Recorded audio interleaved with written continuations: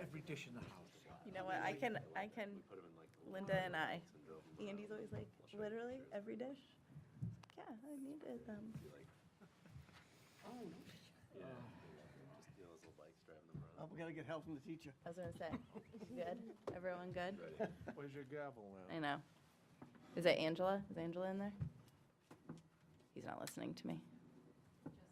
Oh, Jessica's in there. Jessica, we're good. I can't see the screen. We're good. All right, I call to order the Monday, November 28th, 2022 meeting of the Cumberland Town Council. Call to order. First item is approval of minutes from our November 14th, 2022 meeting. So moved. Second.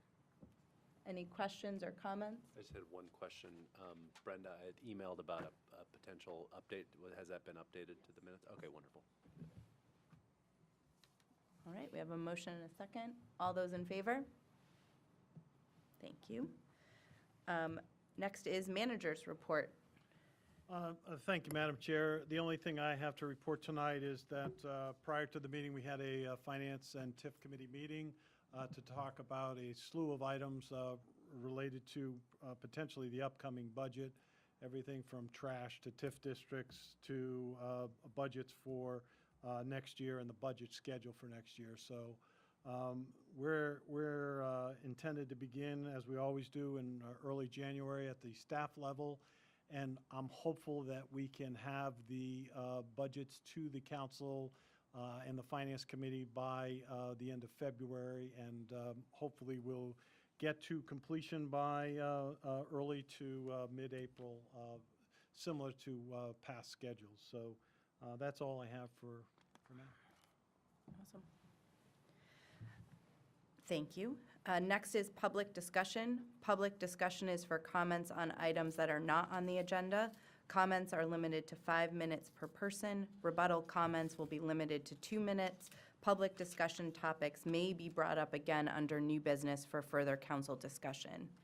Is there anyone from the public who would like to comment on something not on the agenda?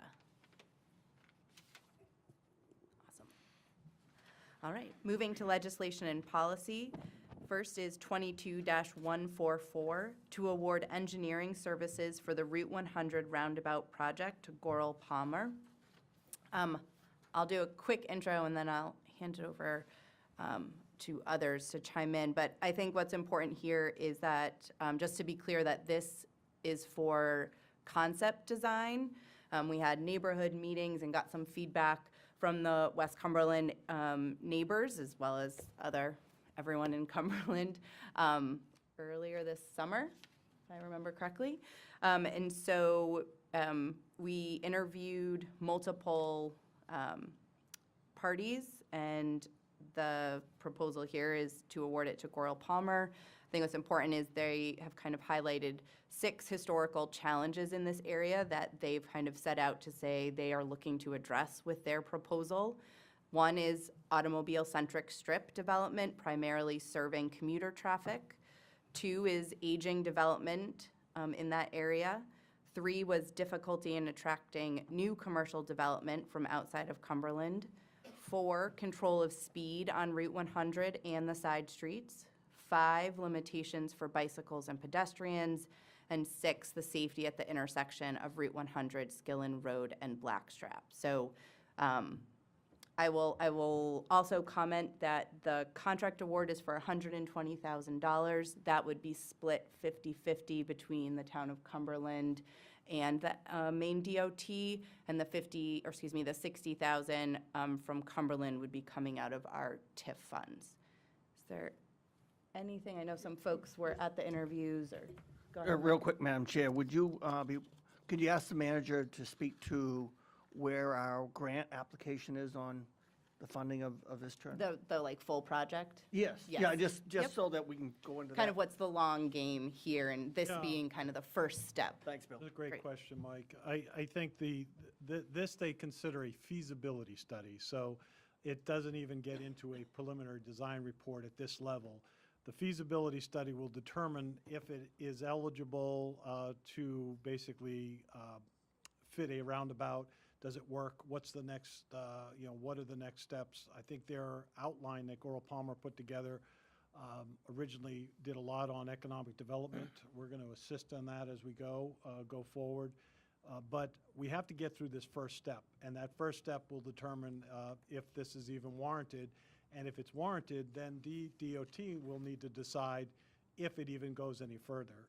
Without DOT's blessing, we will kind of be stopped in our tracks, after the first step. So we're hopeful and that we're going to be able to be considered by next fall, fall of '23, for federal and state funding to take us into the funding of the engineering and design. And at that point, they would commit funding for the roundabout, which could be anywhere from $8 to $10 million.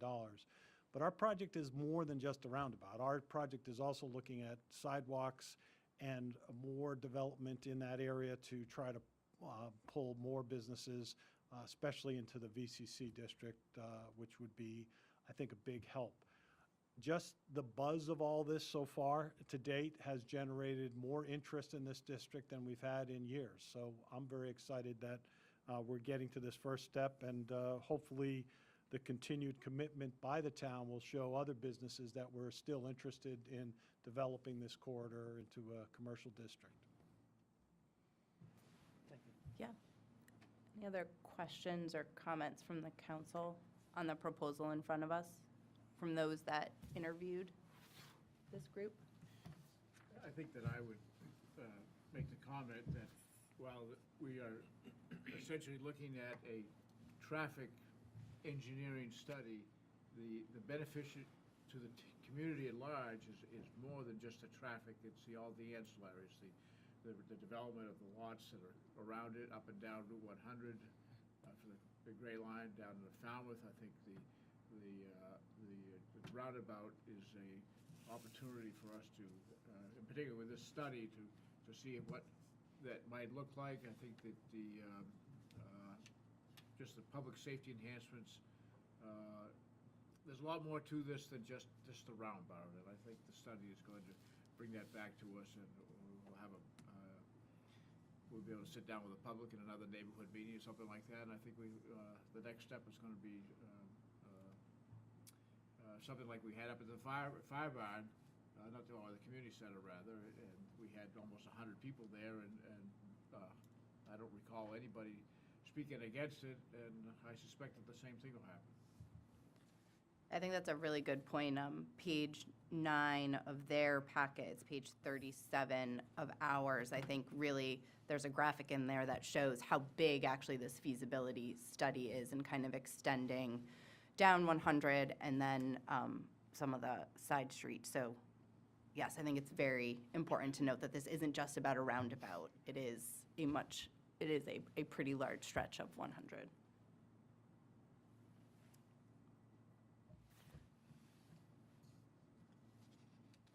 I will open it up for public comment or questions.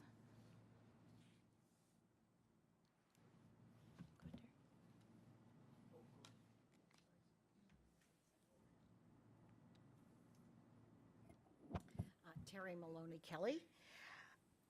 I guess I thought perhaps you'd go into further information about what was in your packet that some of us had a chance to look at online, perhaps others at home have not. But I guess my first question would be, when it comes to the feasibility study, there were 6 items listed, but have you set any priorities as to, from our perspective, what are the most important items? The safety of the intersection, of course, control of speed, but I'm assuming safety of intersection would include pedestrian access to Route 100, and how all those folks that live down on the bottom of the hill can have a future of walking up the hill and going to Caddies or going to, Brew Through. So I guess that is my question. Do you have a way to prioritize some of the items in the study? And how far-reaching is the DOT to some of these items? Because they really are the end game, if I can really sum it up here. They have a lot to say or not say about what happens. Thank you. I mean, I would say that those 6 items were really the priority that we gave, which did include the limitations for bicycles and pedestrians in its current state. And again, this is a pretty extended, I don't know, would you mind bringing up, just so folks can see how big the stretch is and that we're not just talking about the intersection that I think everyone thinks of for the roundabout?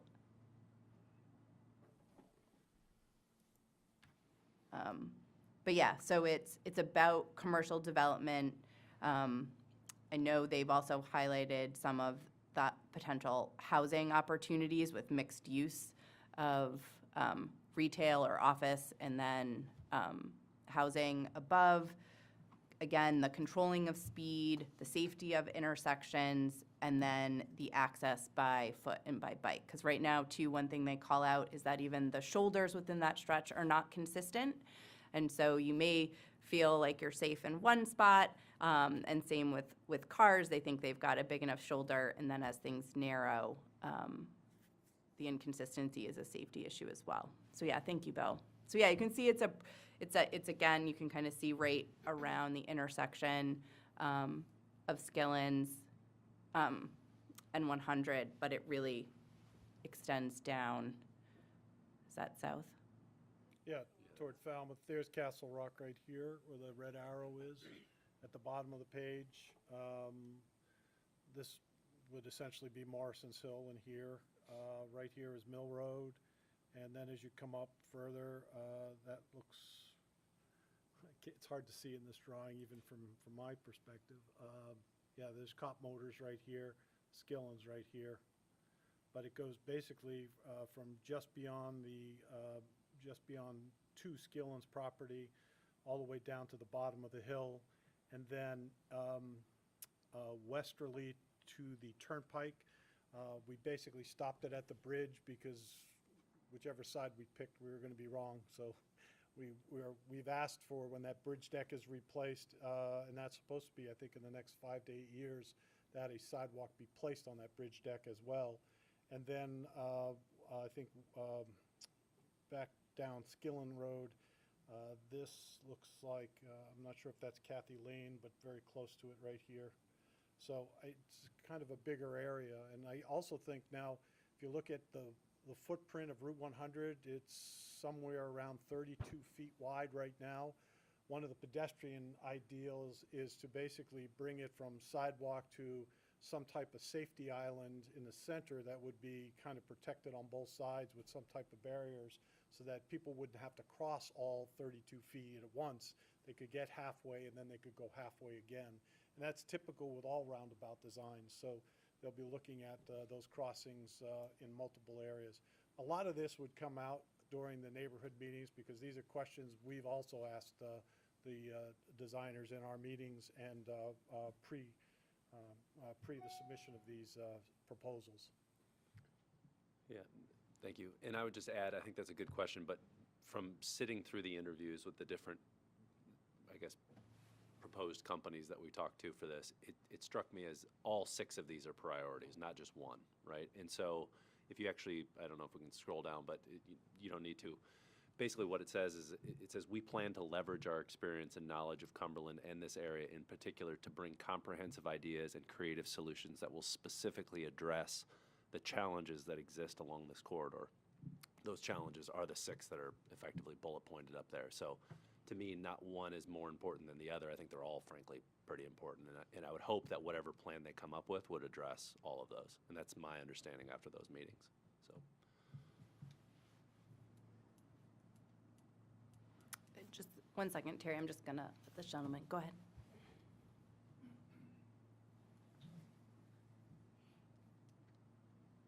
My name's Jim Farrar. I live on the Old Gray Road over on the west side. First of all, thank you very much for showing attention to our side of the town. I've been there since I was 12, and we've been in poor relations now for as long as I can remember. I do hope, though, with all of this development, there is some mention of green space. I looked over the plan sort of very quickly, and it looked like everything was about asphalt and development. It even looked as though it was going to expand where the old Grange Hall and the firehouse is. And, no? No, I think those would stay, like those, it's extending like more for the pedestrian access and things like that, but it's not encroaching on those I properties. thought they said something about townhouses or something that they were gonna put over in that area, and it was gonna be down into, oh, oh, very nice, okay. Yeah, no, like I said, because we've been, 3 rounds of development over on our side of town, and each one of them have been god-awful. They have crammed in everything they could into the space that they were developing. There's another one up at the end of my road now that's going in, the condos, and when the guy gave his presentation, he said, "Oh, we just made it to put 5 duplexes on the property." It's like, can we just talk about a little greens? Because once we overdevelop, space is gone. And, these guys that come in and lay down the asphalt and the development, they're gone. They don't have to live there. And I'm hoping I'm there until I breathe my last. I've been there since I was 12, love the area, love my property. And I would just like to see a little bit of thought put into this and not just, hey, let's pave everything and put up, every square inch, Thank you. Terry, if you want to come back up. The only thing I will also add to, and Bill, correct me if I'm wrong, but like the fact that this is the first step, and so at every step along the way would come back, things would be open again for public discussion. We will surely have more neighborhood meetings for feedback on the design before we're going to the next phase of actually engineering anything, because we'd want to incorporate those additional feedbacks. I think that's important for folks to know, that this isn't something that's gonna, we get this back in 90 days and then we're ready to go. This is gonna be a multi-year kind of project between the funding, the designing, getting feedback and engagement from the community. So appreciate everyone coming here tonight, clearly engaged, and just know that your feedback will be invited and an integral part of making this kind of the best that it can be for West Cumberland. Go ahead, Terry. So, thank you for letting me come back up, because I have another thought. So I figured this is an ask, and we'll ask for what we would love to have, and we get what we get. So I would like for consideration that I don't understand why we just do sections of a road, okay? If you're a pedestrian or if you're riding your bike, you don't just go a little place. You go the stretch. So I would like consideration, quite frankly, at least from the intersection of Blanchard Road. There are a lot of people riding bicycles on Route 100 now that I think they are just really out there looking for an accident. So I would at least like to ask if we could ask the DOT to consider from Blackstrap to at least our town line. What does that say to a neighborhood when you only do part of a stretch of road to make it safe? Thank you.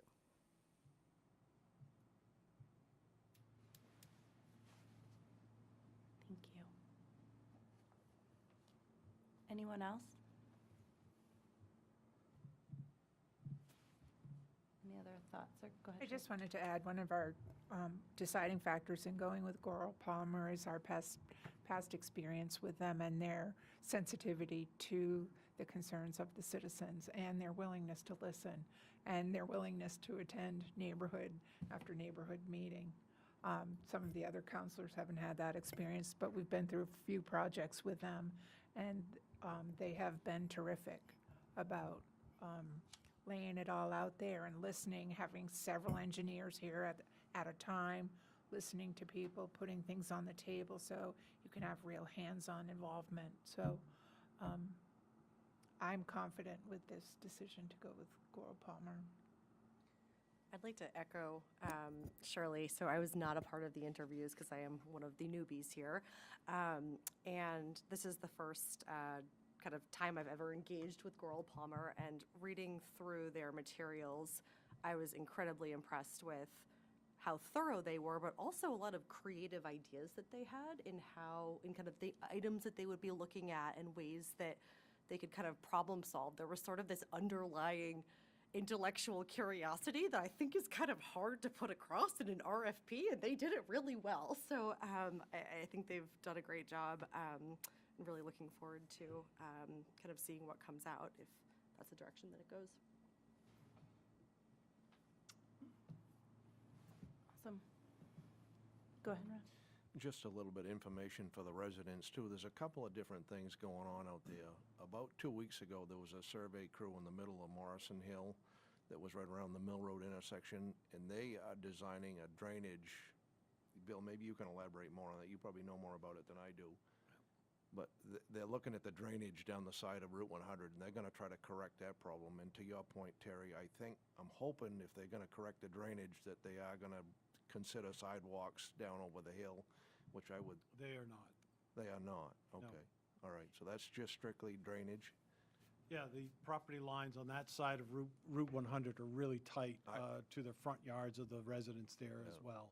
Those will be areas, those studied in our project, because we're looking at potentially projects on sidewalks on both sides of Route 100 because of the volume of traffic and the speed of traffic.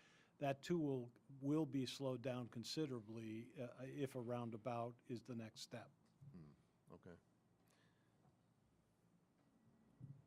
I was looking to find it. I think it's important to note that the expectation is that this study is going to take approximately 12 months to complete. So when you aren't hearing anything, I think I just threw out 90 days, in 12 months, that is in order to kind of do such an extensive study and put everything together and come back to us, that it will take about a year. I will entertain a motion, if I have it. I'll give you a motion.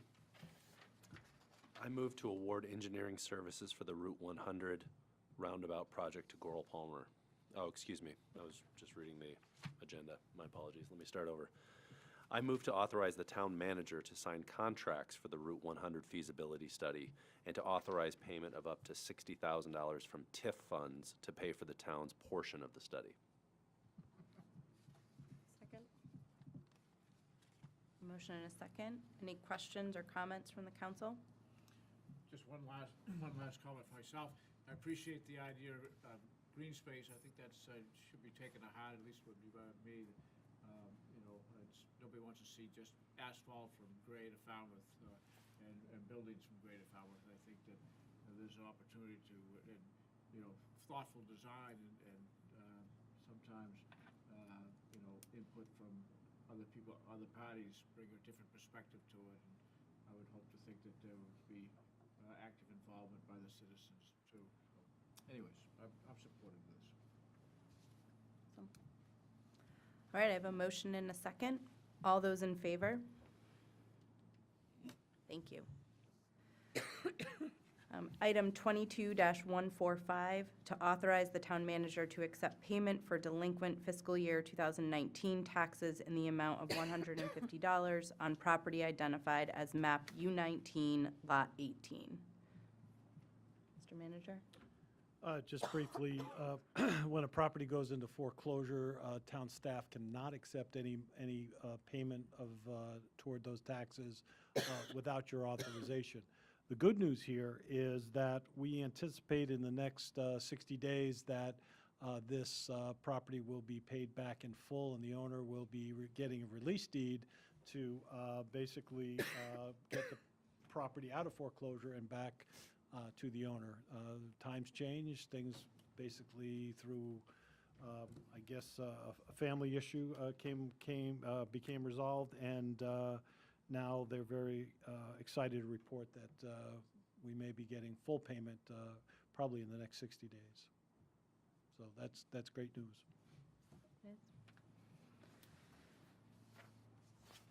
Any comments or questions?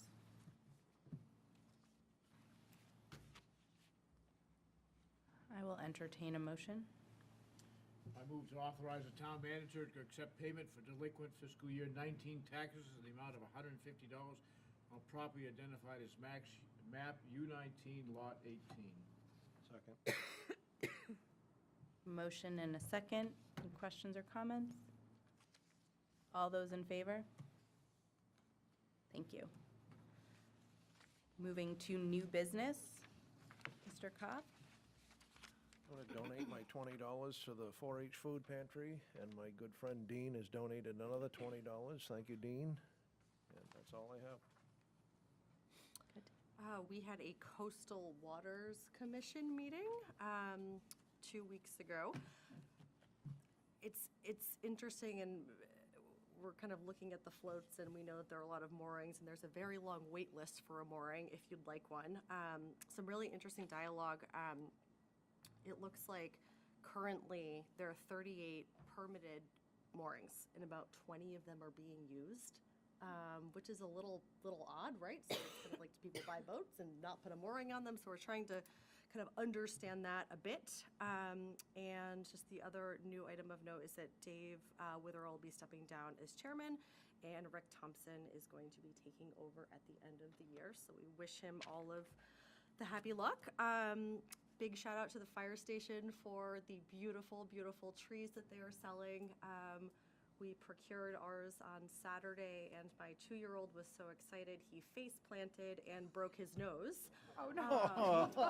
But Natalie from the fire station, who is just a total wonderful human being, came out and stitched them all up. And so big shout out to all the EMTs as well.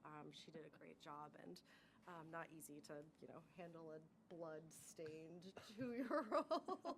I mean, if you're going to do it anywhere. Yeah, indeed. Well played. Well played. Wow. That's it from me. Tig, do you know what the waiting list is, how big it is for the moorings? We're at, I think, 43. There's a 43 waiting? A wait list of 43, yeah. Wow.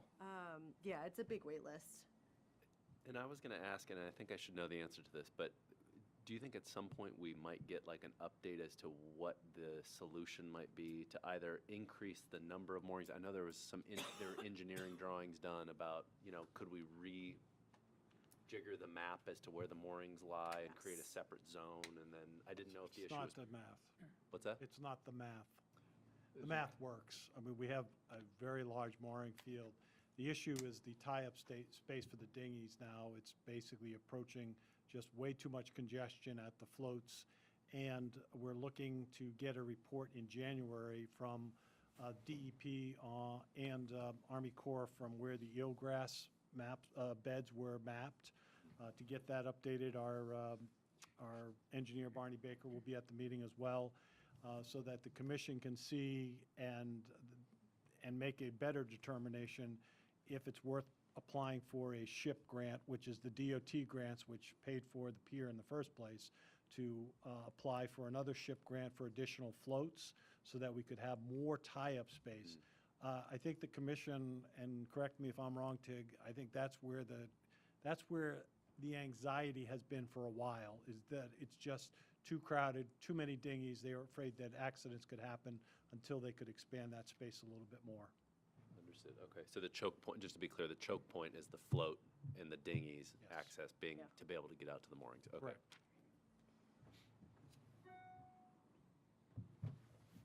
Thank you, Tig.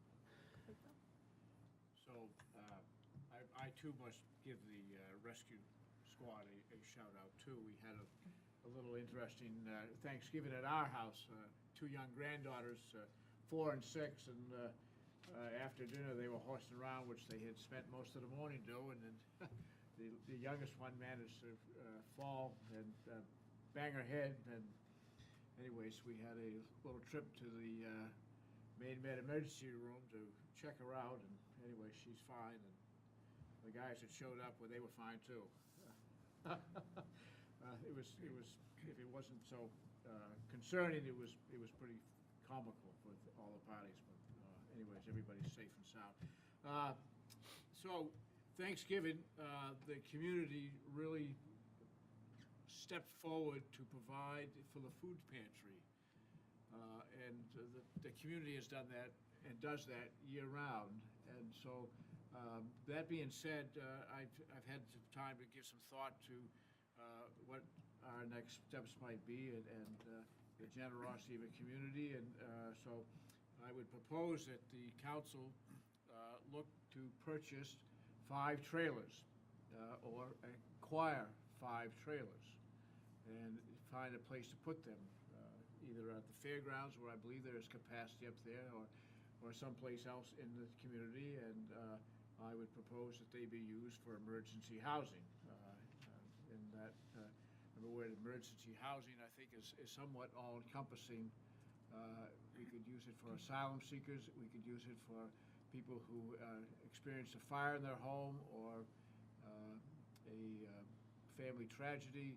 But anyways, I think the thought is that I would like to explore this further, and I bring that to your attention for a future evening for us to toss it around and say, well, what does that mean? What would it look like? What would it cost? Because we all know that things aren't free. And that's all I got.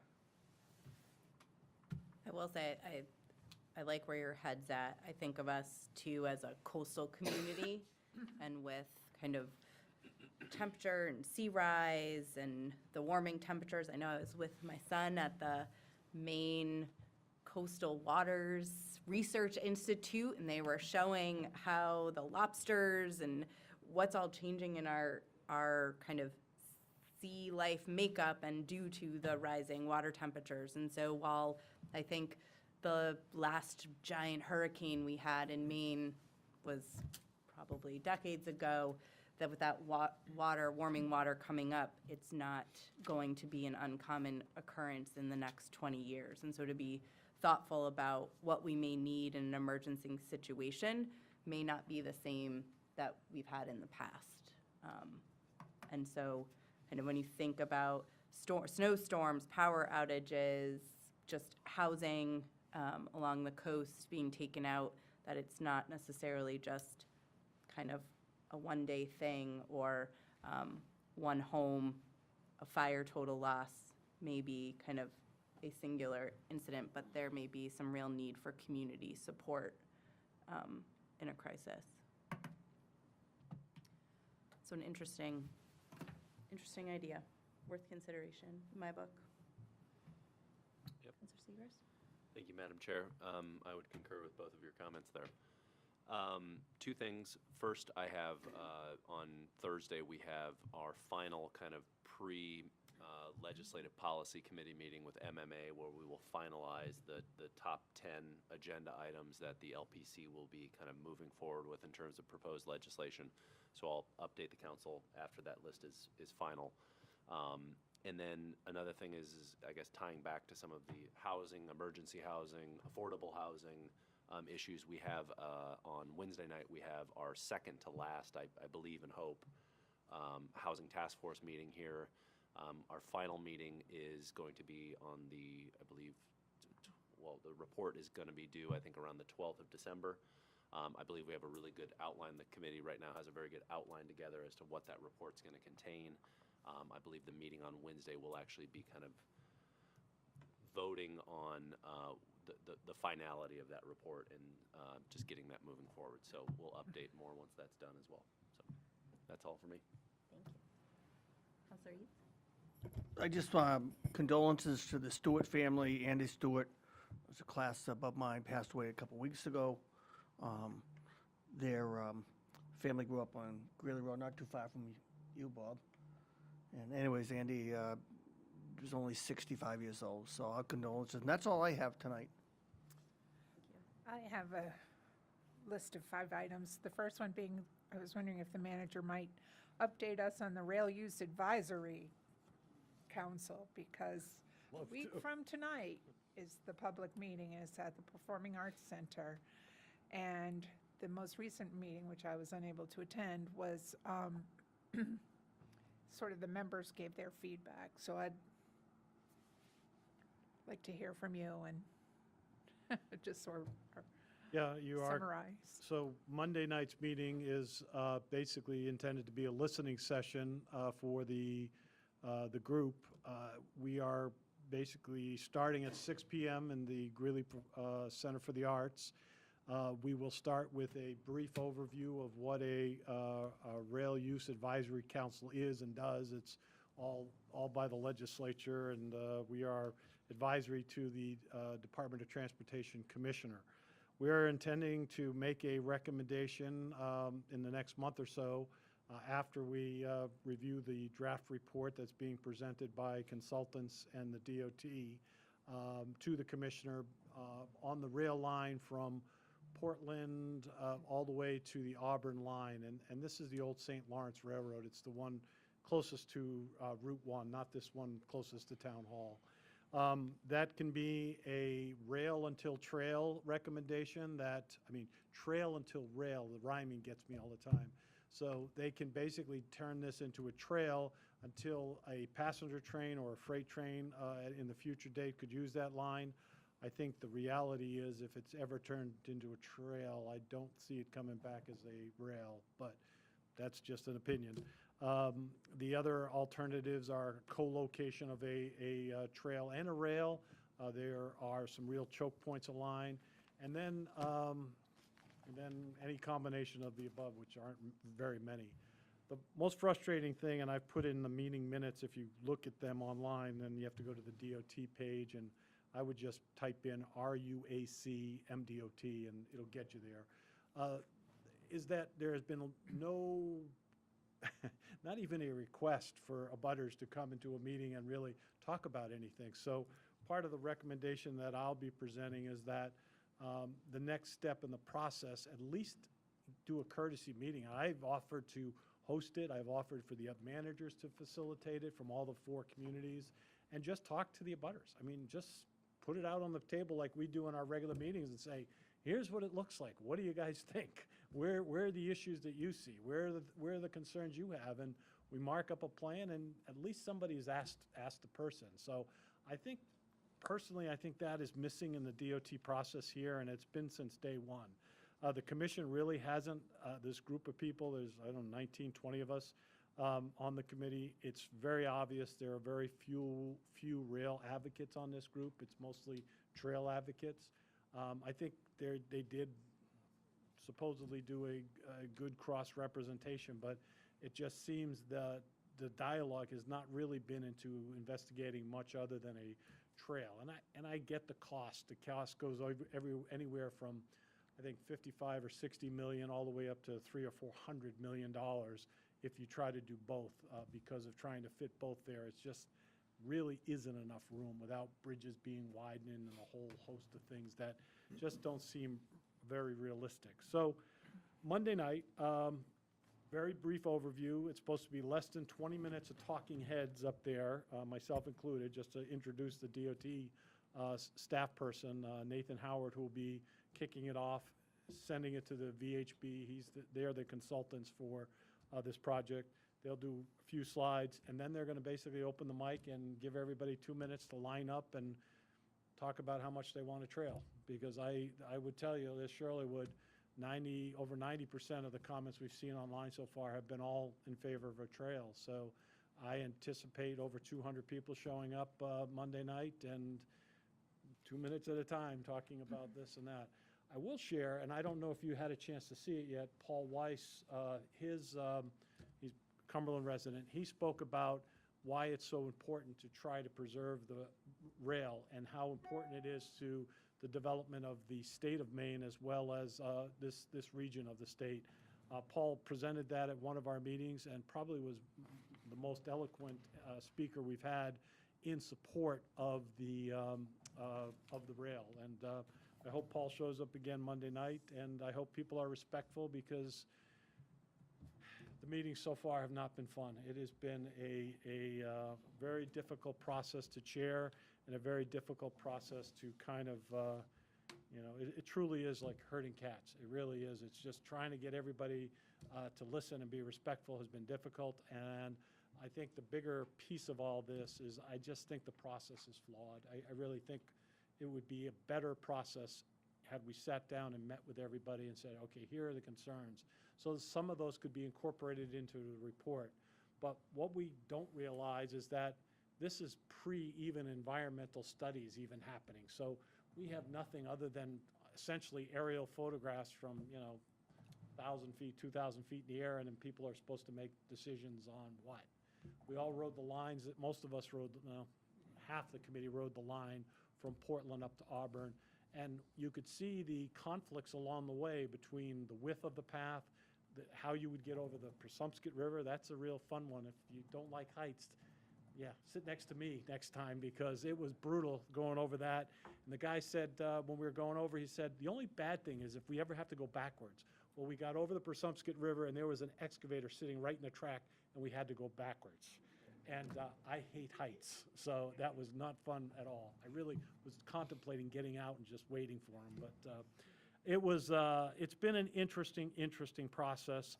I truly hope that the DOT takes our direction and expands the process a little bit more, because the next step is honestly for the DOT commissioner to go to the legislature and say, we want to pursue a trail option.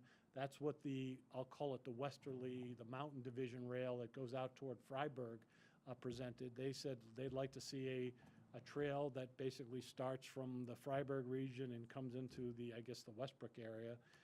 And then our region, I'm anticipating is going to be a very similar recommendation, and there'll be a minority report just like there was in the other one. So what do you take from that other than literally about a 2-page summary of really not a lot of public process?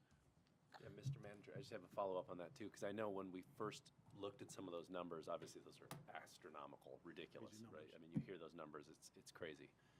Do you think we'll get any indication as to what the prorated costs might be for some of those things per town? Because clearly $80 million, that's not a cost that Cumberland is taking on. That's, No. what's the They're prorated share? typically 80-10-10 is what they'll lay out. Typically with federal projects that are pushed through DOT, they're 80-10-10. 80% the federal government, 10% the DOT, 10% the local municipality.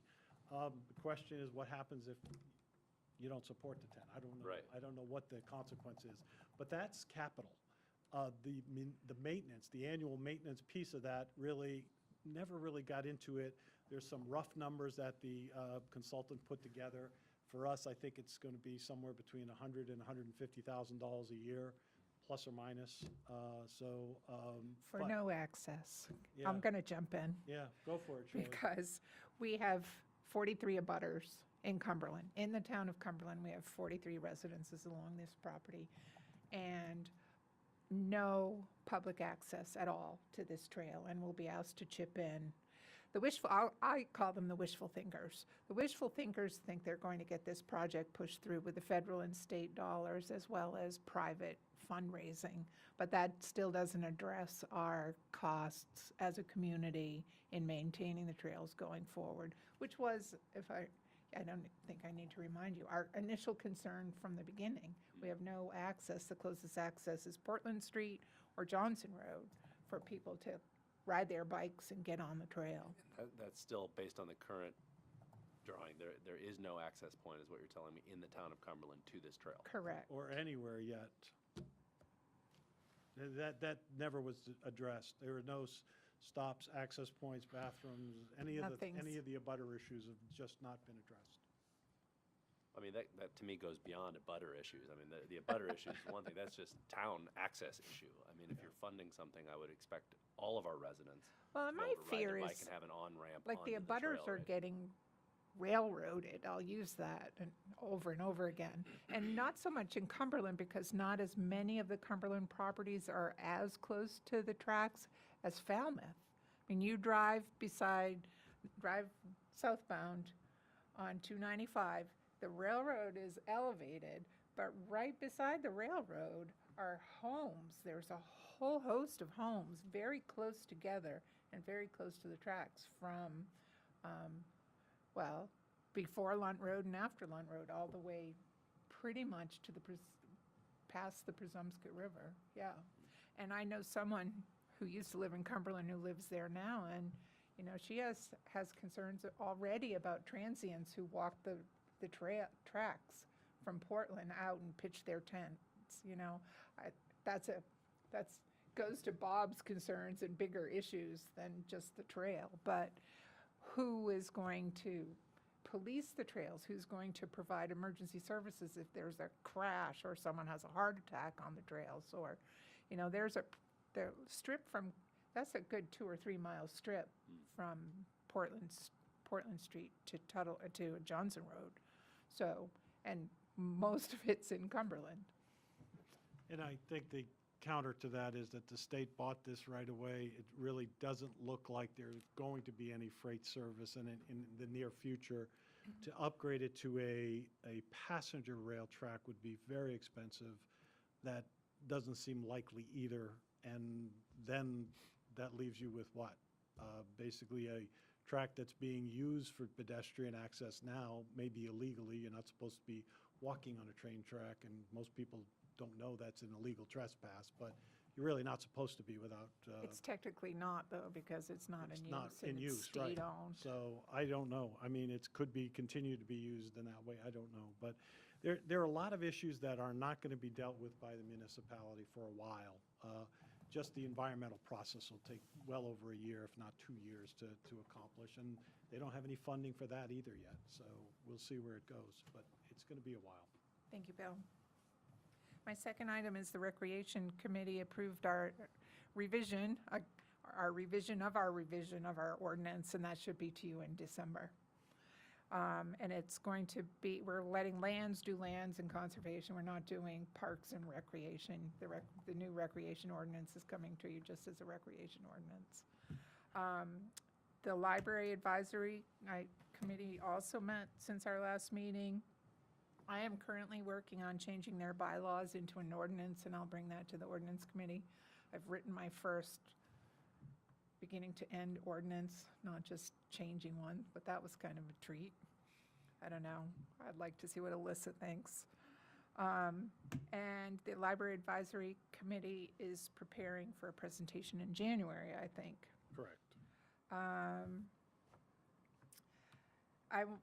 I'll be our local Chamber of Commerce person. I want you to think locally for holiday giving. Shout out to Goose Pond over on the west side. They sell ornaments and jewelry and gifts. And if you have, like, I have 4 sister friends of mine that are they were quadruplets, and I try to get them something every year for Christmas. So what better idea than to get them all an ornament from Goose Pond? So that's sort of become a tradition for me, but I'm just blown away. They have soaps and all sorts of different things. So think locally. Established eatery, Foreside Power for small power tools if you need something rather than the big box store. So Snowblowers too. yeah, snow blowers. We might need those. As well as the various nonprofits that I listed last week. And a shout out to the Firefighters for Kids. They just put out something today where you can sign up to sponsor a child. There's a form out there in social media for you to click on and fill out. And they're having their annual pancake breakfast on Sunday with a visit from Santa. And then finally, a personal thank you to the Cumberland Fire Department for their loaner program. I'm currently using one of those wonderful Neely Wheelies, and I will return it as soon as I can. It's a great program. It is a great program. And so I was so happy to hear that your 2-year-old got treated. In the little triage, did you go into the little triage room at the fire station? Eventually, or we went and washed up. I don't think they wanted to bring all that. Because they have a little triage room right down the hall. It's kind of neat. We didn't go in there, but we did leave with a Dalmatian stuffed animal and a lovely book about Otto the dog. Oh, yeah. You know what I mean? Yes, Yeah. yeah. And 2 fire helmets, plastic ones, not Yeah. not real Snoodle or ones. something like that. Yeah, exactly. She's actually the author of that, graduated Yeah, with you. with me, Susan And Susan they're Stewart. a local family from Wildwood. Okay, cool. Thank you. Just a couple things. One is I had the great pleasure of being able to visit the Historical Society on the 19th when we were having all of the fairs around town, and it is just beautiful. I just have to say kudos to everyone that was a part of that project. Children thought it was the coolest, and looking at all of the old memorabilia, my oldest thought the varsity jacket was the coolest thing, but just how they redid the inside and kind of keeping its really beautiful charm. So I know they're having a few more open houses through the holiday season. It's all decorated, so I highly encourage folks, if you're over by the library and or just pop in. It's just one room, so it doesn't take a bunch of time, but it is really such a lovely asset that I am so proud that we kept and just how we redid it. So thank you to that group.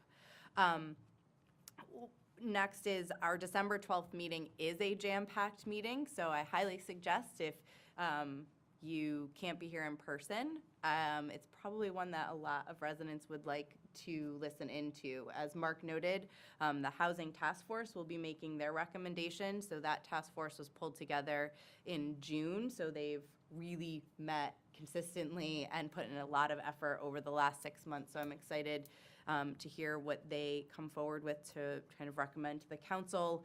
We will also have Assistant Town Manager Chris Bolduc here to give us, similar to what the two chiefs did last meeting, around kind of comprehensive long-term planning for recreation, aging in place. No, not aging in place, they're January. Rec, there's another. Valhalla. Valhalla, thank you. Thank you. And the one item I would like the council to consider is right now, our second December meeting would be on Monday, December 26th. We right now do not have any town business slotted for that meeting. That is obviously the day after the Christmas holiday, but I think it's also either the 8th or 9th night of Hanukkah. I know it's school break, so I think kind of attendance and kind of folks being in the area would be light. So I am putting forward the consideration for us to not hold that meeting. We can discuss again on the 12th, but I did want to put that out there so folks were thinking about that. And if they've heard anything or something's coming up that they wanted to meet or felt we needed to meet on the 26th, that we know that sooner rather than later.